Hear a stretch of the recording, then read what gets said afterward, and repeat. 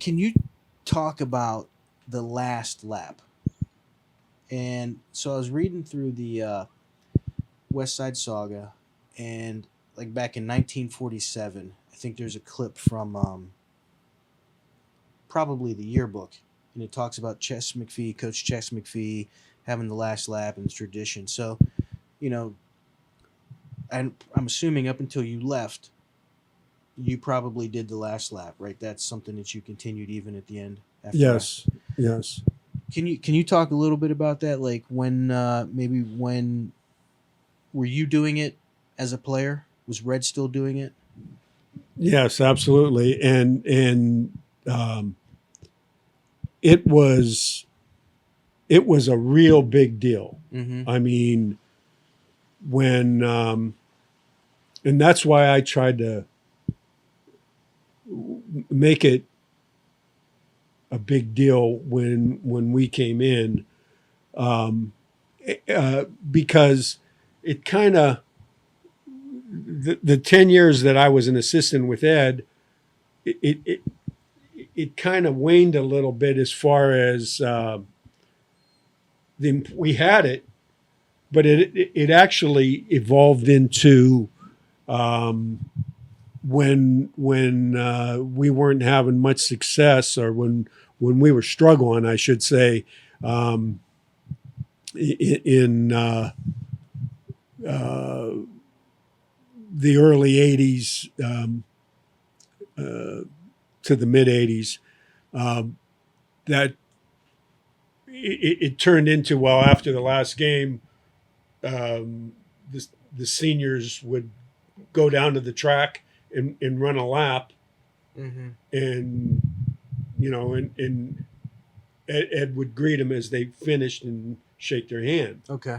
Um, but we kind of brought back, because when I was a player at Chaney, the band, the drill team, everything, the gauntlet, parents, I mean, it was full scale on. I mean, and you went one at a time, and you went through the gauntlet, and everybody cheered, and Red met you at the end of your run and talked to you and wished you well in your last game. Um, and we try to bring that back, and um, all indications are, over the 20-year period, that was a big deal to the kids. I mean, the kids really looked to that. So we got the band involved in the drill team, and Right. and made it an event. Yeah. And so, yeah, Chess started it, Red continued it, Ed continued it, um, and and we continued it, and try to bring back that luster that maybe waned. And I think it came from having some down years, Mm-hmm. that it lend itself to losing some of its shine, so to speak. So, bringing it back to its importance, if you will, I think really was a big deal to the kids, and they were very appreciative of that.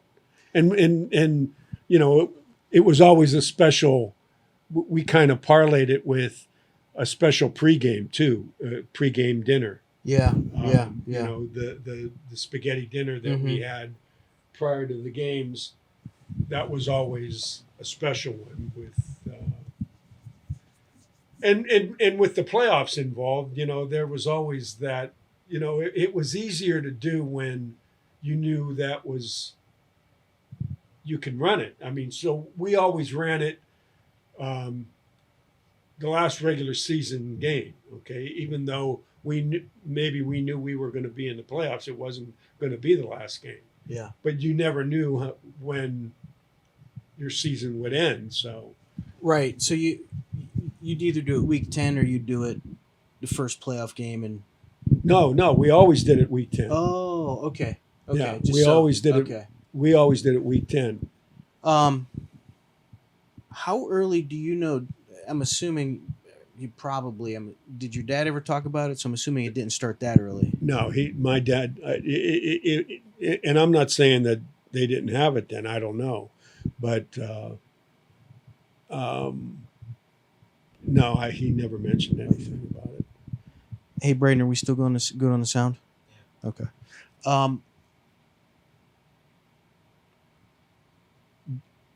Do you know? Did Red do it his whole tenure? It's funny you ask that because a group of guys that I'm in a group text with that all played, guys that were a year younger than me, their senior year, they didn't have it because Red had pneumonia. Oh, okay. And a number of guys expressed to me that how disappointed they were that they didn't get that Yeah. to be able to have that experience. Yeah.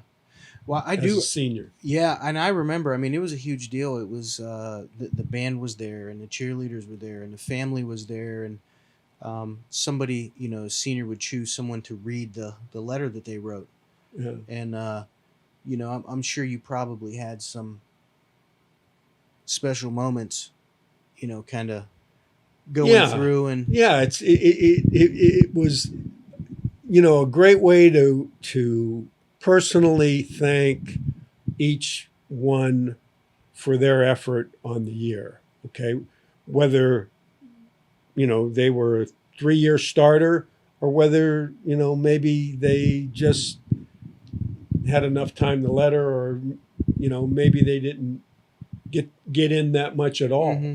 Okay, but it was a way to end their experience, and the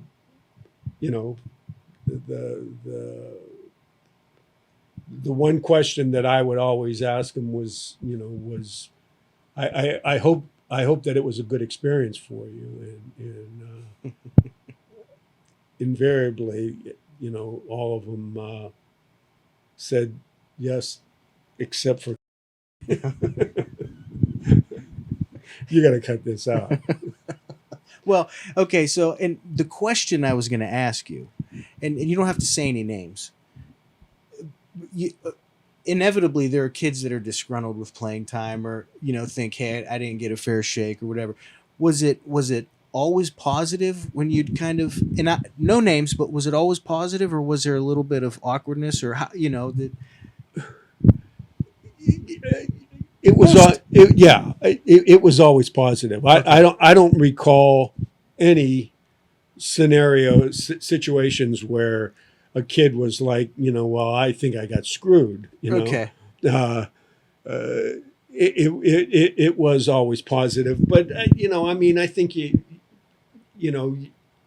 have to make it a positive. Right. I don't think you go in there and say to a kid that maybe was a senior and didn't play much, I know you didn't play much. You didn't go there. It was like, thanks for your effort. I appreciate all your hard work, and I want to wish you well and good luck in the last game. Sure. So it was there was always a level of some sort of positivity. Yeah,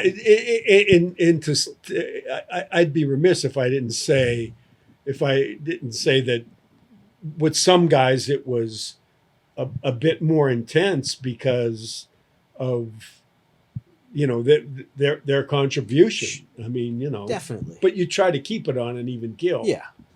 Because, and I remember asking you this. It's always easy to coach the good ones.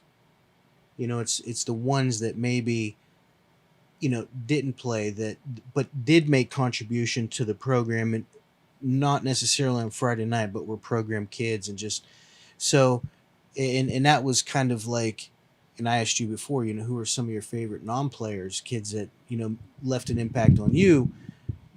So you can always thank somebody who's been in your program for times. Sure, and sure. And I always felt that those guys invariably were the backbone of the team because, if you're playing and you're having success and the team's having success, that's the easy part. But if you're not playing because maybe you realize that, well, there's just better players than you. Yeah. And you hang in there, there's a lot to be said for that kid. I mean, for that kid as a teammate, and I never wanted to underrate the importance of that kid. For sure, and I think that's a testament to the coaching staff and also the players to make maybe those guys who are contributing in a different way feel like they're contributing in a different way. Sure. Sure. So, and when you're on the money, when that kid runs through that gauntlet and he's shaking hands with the coaches and the rest of the players and the bands, and cheerleaders are calling his name out and he's being announced and someone's talking about him, we always have one of the players. That was a touch that we kind of brought in. Yeah. Having picking a player to introduce you or talk about you. I really think the kids appreciated that. Yeah, there's no doubt. There's no doubt. And that was something that really, when I first came, that was impressive to me, not having experienced that tradition, but seeing, how big of a deal it was and it was made to be. And I think part of this podcast, the neat part about this podcast is I was talking to Lamar Sykes, about this and he said, geez, I had no idea that the last lap that was a big deal for him, which I think he graduated in 2004-ish, had nearly 60 years of history. Yeah. And I think that's something neat for younger guys to realize. Sure, absolutely. I know in college at Mount Union, we had a last tackle, a senior tackle, and I know other schools and high schools and colleges do that, and they had you tackle a dummy, and it didn't have the same glitter as sure last lap. I mean,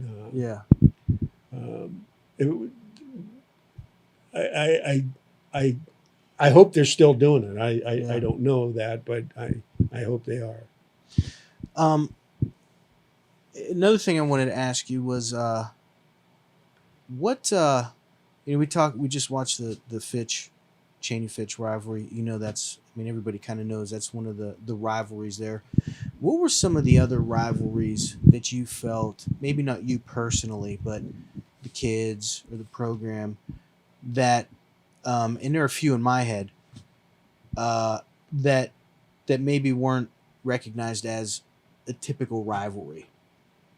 I think Boardman evolved into a good rivalry before I took over. I know as an assistant, when they had Bernie Kozar and we had Mike Zordich, that was a big deal. I mean, great game, great game.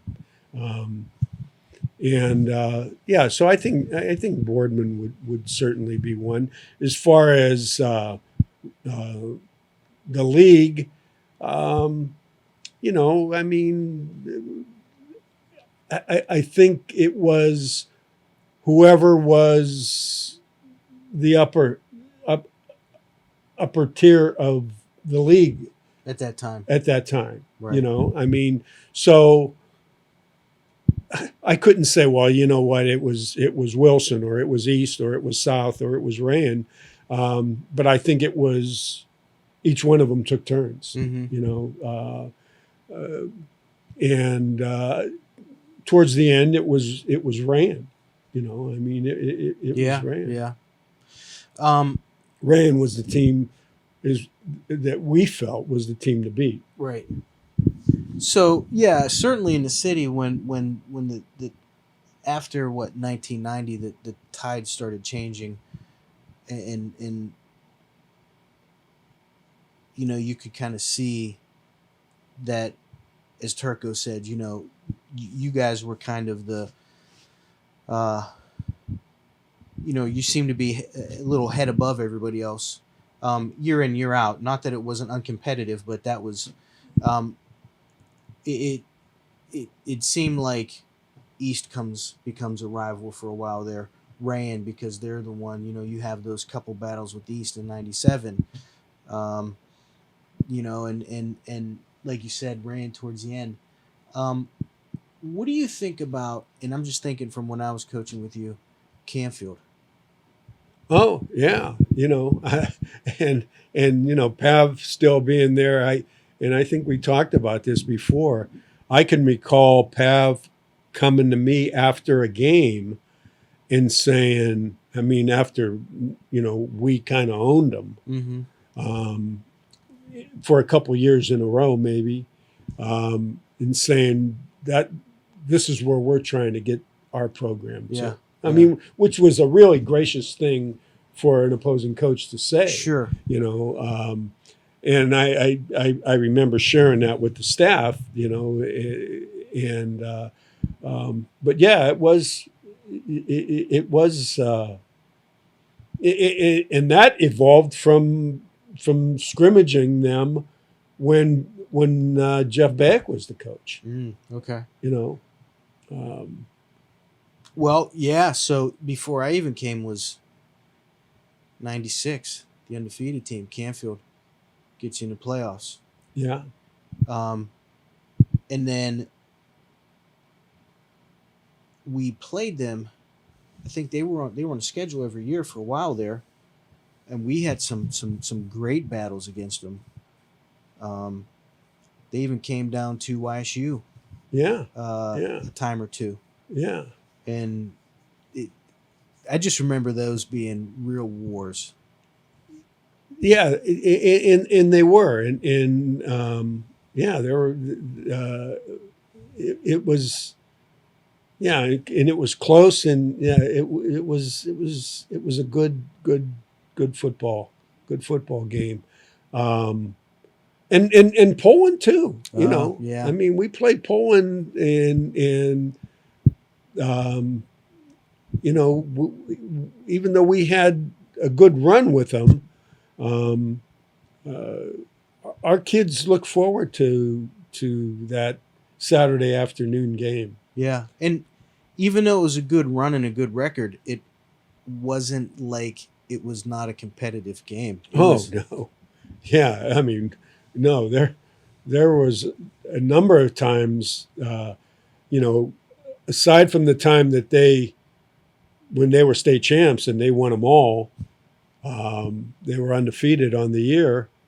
Um, there were a number of times when you know it was anybody's game and it was tough to get out of there with a win. yeah. I specifically remember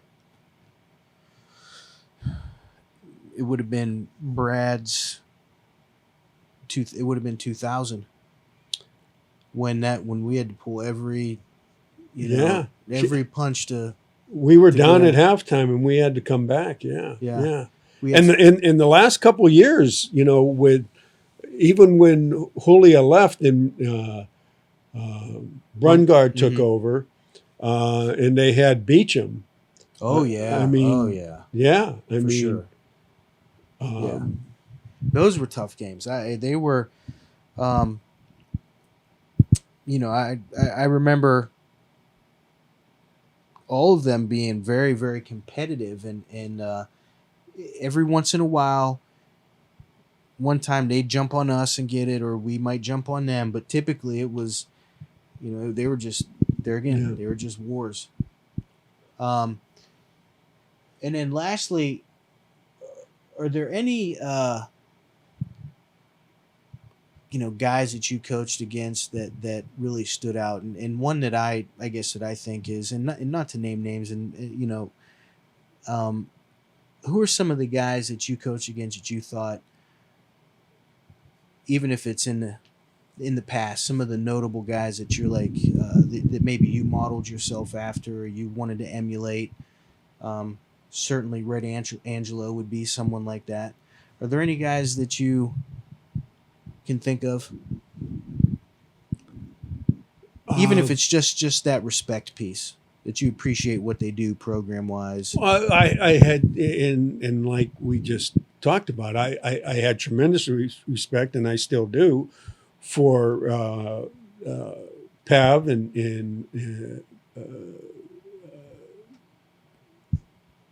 Paul Holia, Mm-hmm. and I thought Herm Jackson. Mm. I never coached against him as a head coach, but as an assistant, and I thought he did an excellent job there. I mean, again, you don't want to slight anybody, but there were a number of guys. Phil Anarella, I thought was as fine a coach as there was. Yeah. And Now, when he started it, maybe not started, but he was at Rand early before he went to Warren. Is that? Oh yes. Were you coaching? I in was the an city? assistant. Okay. Yeah, I was an assistant. They actually had a kid under center named Sammy Sean, who was a relative of the Angelo family. Okay. And they were good, and Phil used that as a stepping stone to go over to Warren, where he won a state championship, had tremendous success. Bill Bournes is another guy. I mean, had some really good battles with him. So, when did you face him? When he was at Boardman? So those early years. Yeah. Did you? That wasn't his early years. His early years go back to Steubenville in the early 70s. Oh wow! So he's at Steubenville in the early 70s. Where does he? He go was then? somewhere before that. Yeah. When I was recruiting for Syracuse, and I'd go down on the river, he was the hat at Steubenville. That was 76, 77. Was Steubenville the mega power that it is now? Was it still kind of viewed that way? No, that was. No, they were always formidable. Yeah. Always. When my dad played, they were. I mean, back in the 20s. They've had a long history. And Bill was somewhere before that. I mean, I want to say maybe he's from PA. So I think he started off there. Yeah. So you see him at Boardman 2, 3, 4 years probably, because then I think Palante came in after that. Yeah, Palante came in. Palante was before him. Yeah, Palante would have been before him. Who came after him? Who would have been in the mid 90s? I can't remember. So, do you know where Bourne went after Boardman? Was it Niles? Lakeview. Oh, okay. He was at Lakeview. He was at Niles. He was at... Because then you see him at Niles in 2000. Yeah. And even coaching against him after that in the regular season for a number of years. Yeah. And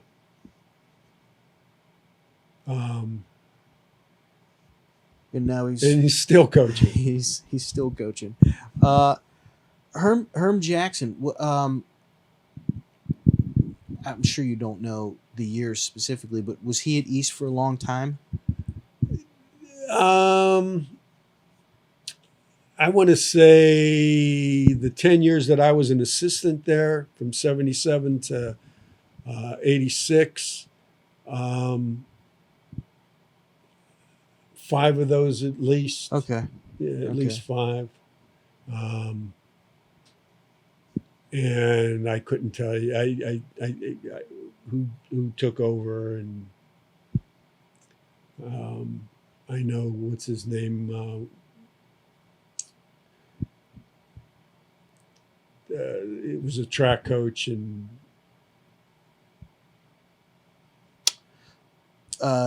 Jenkins. Ron Jenkins. Yeah. Was Okay. there. Okay. And there was another guy there that was running back for a couple years, but What about in what about those years that you played Camel? Who was there? Was it Rosum? Eddie was there. Eddie had a couple stints there, Okay. and but there was another coach, and I'm at a loss for his name, but a guy that had success. Okay. Not necessarily at Camel, but they brought him in. Okay. And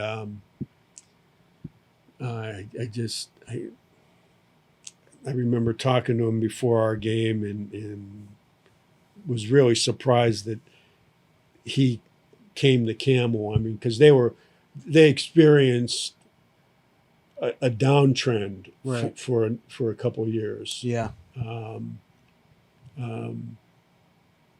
But yeah, Eddie had great success there. Yeah, I was watching. Back through the early '80s, mid '80s, even into the early '90s. At one point, they were in Steel Valley. Playing successful. Yeah. Just unbelievable. I'm really, really, really good. And I just wondered if you even as an assistant, if you played against those guys or kind of. I actually coached there as a freshman coach my first year, which would have been when I got out of college, which would have been 74, 75. And that was I worked for Eddie Klein. Okay. And that was a series of down years. Yeah.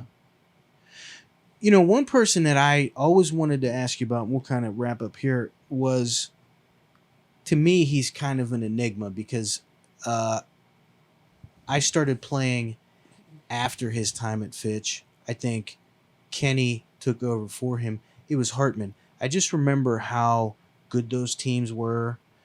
I was a little too young to kind of watch film or really know what was going on.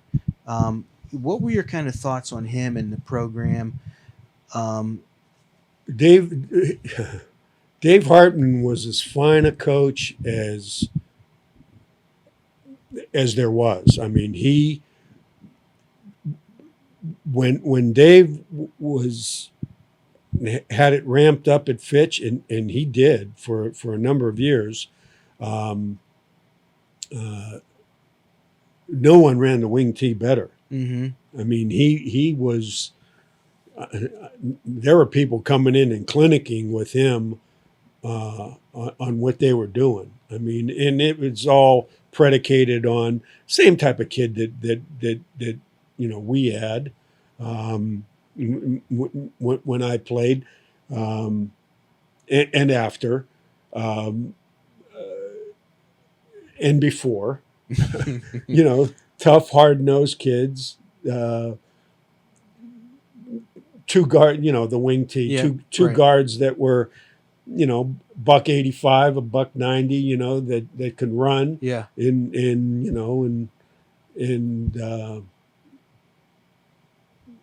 created collision and play great defense and run that wing tee to perfection and cause you fits. I mean, as a defensive coordinator at Chaney, I had to try to defend him, and when that quarterback would turn his back to the defense, you didn't know where it was going. Yeah, yeah. He was. Do you remember how long he was there? About. I want to say that he. I want to say he took over for Jim Paddy, but I could be wrong on that. So he was there for a number of the 10 years as an assistant. I'd say at least 5 of those. Okay. And then up to maybe I want to say 93, 93 or 94. Yeah. Was he from Washington, or did he come from somewhere else? I want to say he's from the Massillon area. Okay. And so one thing I was watching was, do you know the coach Wakefield? Yes, that's who he took over from. Oh, really? Okay. Wakefield was there before him, and that's where he cut his teeth on the wing tee. Okay. Because Wakefield was Massillon Perry, Massillon Jackson. Yeah, I can't remember. Yeah. Yeah, and I knew there was a connection there. Okay. Yeah. He was very successful coach down to Massillon. Yes. Okay. Yes. Yeah. Okay. I was wondering how I didn't know if Wakefield coached for Hartman or Hartman coached for Wakefield, but yeah, it was okay. Dave coached for Wakefield. Yeah, that's always somebody I guess that I'd and you don't, he's kind of like that Shane, just rode off into the sunset. You don't hear him being an assistant anywhere. You don't really hear of him, doing much. You just kind of yeah, because Fitch and Fitch was always so hometown oriented. Mm-hmm. Okay, Mm-hmm. and after that, with Dick Kenny and Jack Kenny and being Fitch guys and yeah.